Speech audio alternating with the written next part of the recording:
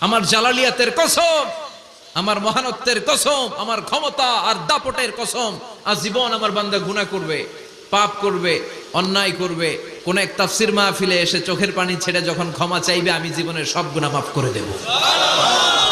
আমি আমার বান্দার জীবনের সব গুনাহ মাফ করে দিয়ে জান্নাতে ঢুকায় দেব। তখন তুই কি করবি? লাগফিরান্না লাহুম মা দামু ইস্তাগফিরুনি। যতক্ষণ আমার বান্দা আমার কাছে ক্ষমা চাইবে, আমি আমার বান্দার জীবনের সব গুনাহ মাফ করে দেব। সুবহানাল্লাহ পড়ে। এজন্য রব্বুল আলামিন বলেন, ইয়া আইয়ুহাল্লাযীনা আমানু তুবু ইলাল্লাহি তাওবাতান নাসুহা। তওবার মতো তওবা করো। তওবার মতো তওবা করলে যত বড় অন্যায় হোক, পাপ হোক, গুনাহ হোক, সব গুনাহ মাফ করে দিতে পারে কে? আল্লাহ। সাইয়েদনা আদম আলাইহিস সালাম ভুল করলেন, শত শত বছর কাঁদলেন,